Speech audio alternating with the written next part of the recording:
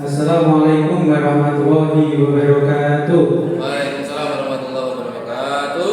Yang terhormat Pak Wisnu Henry Wijaya SPD MPD selaku mentor dan juga teman-teman semuanya peserta seminar hasil MOOC yang pada kesempatan hari ini dalam keadaan sehat walafiat. Bapak Ibu, untuk hari ini saya akan mempresentasikan hasil dari MOOC yang kemarin telah kita laksanakan. Tidak apa nyantai mau. Sudah siap saatnya kita bersantai. Perkenalkan sebelumnya, nama saya Muhammad Soleh Setiawan. Saya dari SDWG Karangduren 04. Untuk presentasi kali ini adalah merupakan tugas akhir dalam pelaksanaan orientasi pengenalan nilai dan etika bagi P3K Kabupaten Semarang.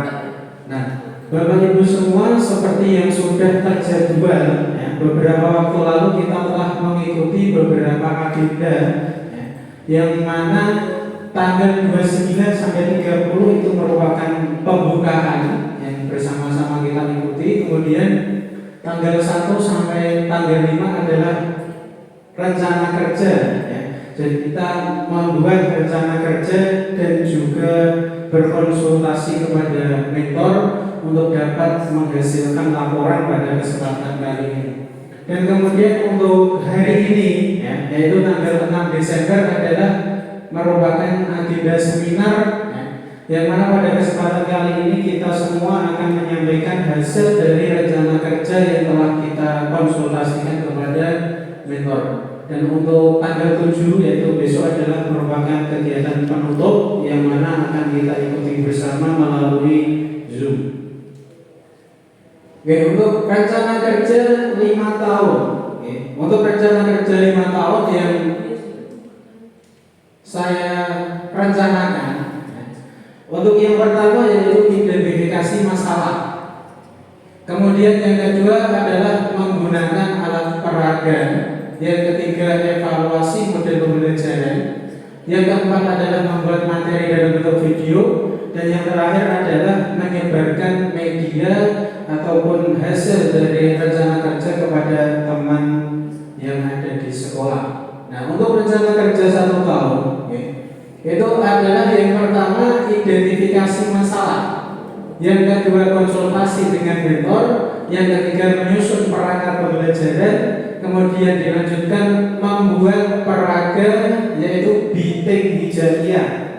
Kemudian yang terakhir adalah melaksanakan kegiatan pembelajaran dengan media biting hijaiyah. Untuk identifikasi masalah yang sudah kami lakukan, yang pertama ditemukan permasalahan pada anak-anak kelas 1 bahwa ketika anak-anak kelas 1 itu masuk pertama kali, itu pastinya di rumahnya ada yang ikut TPA, ada yang ikut TPQ, ada yang tidak ikut. Oleh karena itu pasti ada perbedaan dalam pemahaman BTQ-nya. Nah, pada kesempatan ini kami mengidentifikasi masalah pertama, yaitu tentang banyaknya siswa kelas 1 yang belum bisa membaca huruf hijaiyah. Kemudian yang kedua, karena tidak bisa membaca, diberikan soal latihan, itu nilainya menurun semua. Bukan menurun, tapi memang nilainya rendah, karena sebelumnya memang belum pernah mengerjakan soal. Kemudian yang ketiga, diperlukan suatu metode atau media pembelajaran yang dapat meningkatkan hasil belajar siswa. Nah, Bapak Ibu, dari identifikasi masalah ini maka kami menyusun sebuah judul, yaitu penggunaan alat peraga biting hijaiyah untuk meningkatkan skill membaca huruf hijaiyah pada pelajaran BTQ kelas 1 SDWG Karangduren 04. Untuk biting hijaiyah bisa Bapak Ibu lihat gambarnya adalah seperti itu. Untuk cara kerja biting hijaiyah ini kurang lebih sama dengan match ataupun short yang tadi disampaikan oleh Pak Baro. Akan tetapi di sini lebih spesifik untuk aturan mainnya, yaitu dengan cara yang pertama nanti siswa bisa dibagi ke dalam beberapa kelompok. Oke. Kemudian pada masing-masing kelompok itu dibagi satu-satu bintik hijaiyah. Jadi satu anak nanti memegang satu bintik yang di sana sudah ada huruf hijaiyah. Nah, kemudian yang ketiga, setiap kelompok mencari tempat. Nah, jadi untuk bintik tadi yang dipegang oleh siswa itu nanti ditaruh ke papan tulis yang di sana sudah ada media rumah bintik namanya, ya. Rumah bintik nanti di rumah bintik itu ada huruf yang sama seperti yang ada di bintik. Jadi nanti anak-anak bersama kelompoknya membahas, oh ini huruf A, berarti nanti ditancapkan di rumah A. Oh ini B, ditancapkan di rumah B, dan seterusnya. Nah, kemudian setelah dilaksanakan tugasnya untuk menancapkan, untuk menusukkan ke dalam rumah, itu kedua kelompok bersama guru memeriksa hasil kerja kelompok tadi. Di sini juga terdapat sebuah kerjasama. Jadi dengan dibentuknya kelompok, karena anak kelas 1 ya tetap butuh pengawasan guru untuk mengarahkan. Jadi setiap kelompok tadi saling bertanya, ini huruf apa toh? Nah, temannya nanti bisa memberitahu, oh ini saya belum tahu ini huruf apa. Nanti dibedakan sama teman yang lain. Nah, dengan seperti itu, yang tadinya malu bertanya dengan gurunya bisa bertanya dengan teman, dan ilmu yang didapatkan itu sama. Nah, kemudian setelah itu dilaksanakan, maka guru mengevaluasi. Tadi sudah diperiksa bersama-sama, sudah selesai betul semua, ada yang salah dibetulkan, kemudian dievaluasi. Di sini guru mengevaluasi dengan memberi soal latihan. Nah, itu merupakan tahapan permainan dari bintik hijaiyah. Nah, di sini ada penerapan berakhlak. Saya yakin Bapak Ibu semua sudah memahami tentang penerapan berakhlak terkait dengan metode yang tadi saya sampaikan, karena kurang lebih sama dengan yang Bapak Ibu guru kerjakan juga. Terus untuk selanjutnya adalah kesimpulan. Nah, kesimpulannya dengan adanya bintik hijaiyah ini, itu saya kira anak-anak lebih senang di dalam mempelajari materi BTK tentang mengenal huruf hijaiyah. Karena saya pernah mengajar anak itu ketika diarahkan satu-satu tanpa media, misalkan, ini huruf apa?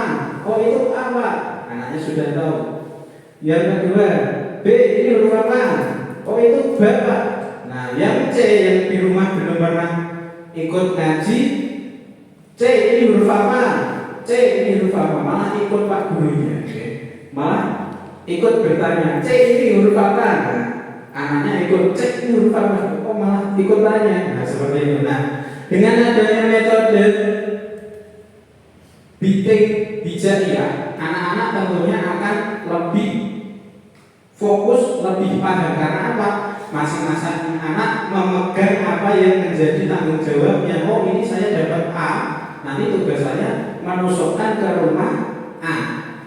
Yang dapat B ke B, dan selanjutnya dan seterusnya. Nah, itu seperti kata-kata yang tidak asing.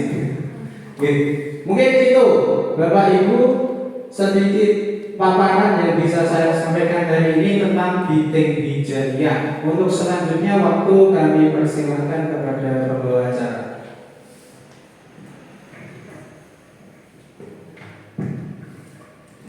Terima kasih Pak Soleh untuk pertanyaan. Satu pertanyaan, monggo dari siapa? Saya. Ya Pak, metode yang digunakan tadi kan untuk kelas 1 ya. Ya. Untuk kelas 1 kan itu sudah menggunakan kurikulum merdeka. Yang saya tanyakan, apakah metode pembelajaran yang Anda rencanakan ini sudah relevan jika dikomparasikan dengan kurikulum merdeka? Terima kasih. Ya, terima kasih pertanyaannya kepada Bu Badan. Nah, tadi pertanyaannya apakah metode BITIK ini relevan jika dikomparasikan dengan kurikulum merdeka. Nah, untuk yang pertama ingin saya jawab, metode ini tidak hanya bisa dilakukan di kelas 1, akan tetapi bisa berlanjut ke kelas 2. Itu yang pertama. Kelas 1 anak-anak itu membuat BITIK hijaiyah. Nah, di kelas 2 dari BITIK hijaiyah nanti ditambah BITIK harokat. Nah, itu bisa. Jadi ini untuk BITIK hijaiyah nanti bisa berkelanjutan.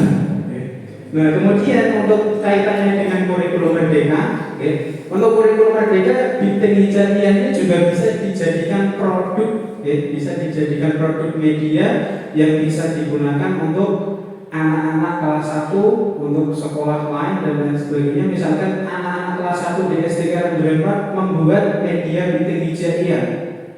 Kemudian setelah dibuat bisa disebarluaskan melalui video. Nah, saya kira dengan seperti itu tetap bisa mengikuti perkembangan zaman, dan tidak lupa meskipun itu tidak menggunakan media digitalisasi, tapi paling tidak dengan anak-anak diajak membuat media berupa BITIK hijaiyah, anak-anak itu bisa lebih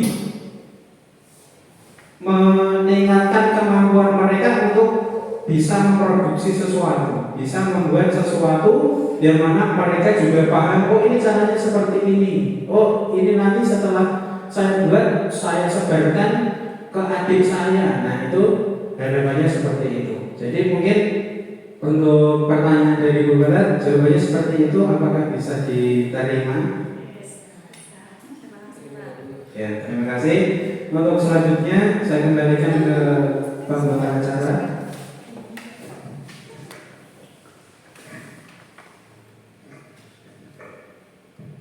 Terima kasih Pak Soleh. Untuk selanjutnya waktu kami berikan kepada Bapak Mentor untuk memberikan tanggapan. Ya, terima kasih kepada Bapak Muhammad Soleh SPD yang telah menyampaikan tadi termasuk dalam penelitian itu pengembangan. Ada BITIK hijaiyah, luar biasa sekali. Dengan adanya BITIK hijaiyah tadi diharapkan bahwa bagi anak-anak yang belum mengetahui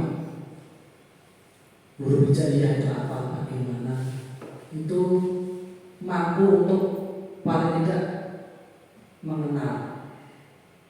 Tetapi dalam kegiatannya perlu ada tambahan selain menyubleskan.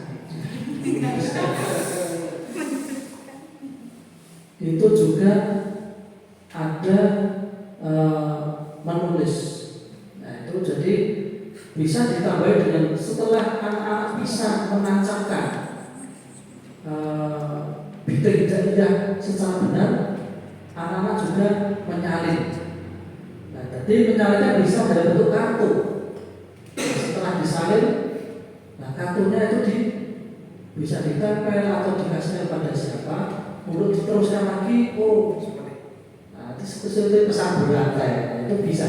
Itu dalam bentuk permainan seperti itu. Jadi anak-anak dari awal nyubleskin terus menyalin, setelah menyalin dikasihkan kepada temannya di kartu. Nah, temannya tadi juga mencari kaki, oh ini huruf ini apa, kasih lagi. Nah, itu terus, jadi nanti buat seperti kelompok lah. Nah, itu bisa. Itu untuk mengamali anak-anak dalam pengenalan tadi BITIK hijaiyah. Tidak semata-mata anak-anak dibagikan. Nah, tapi itu dibentuk permainan. Itu akan lebih menarik. Terus untuk yang tadi disampaikan tadi, harapannya ada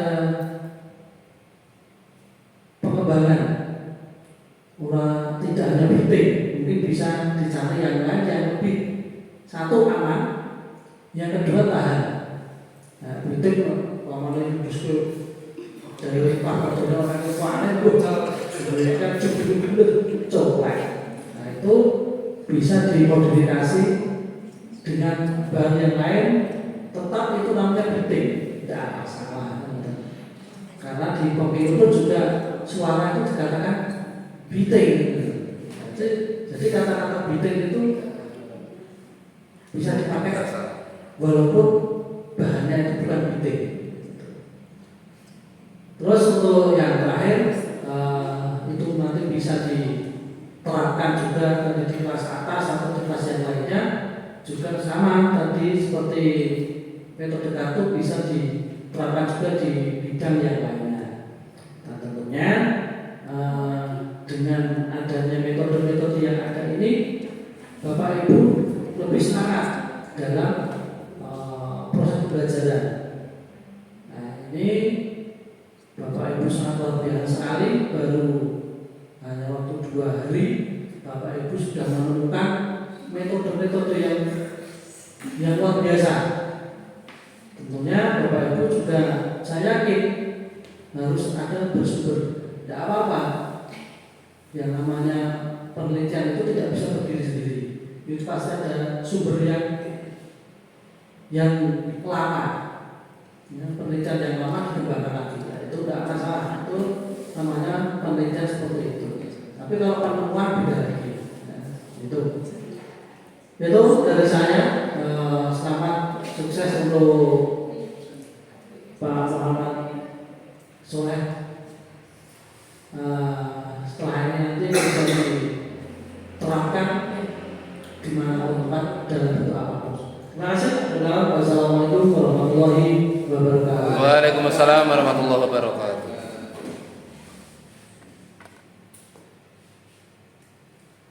Demikian presentasi yang saya sampaikan hari ini, kurang lebihnya mohon maaf. Wassalamualaikum warahmatullahi wabarakatuh.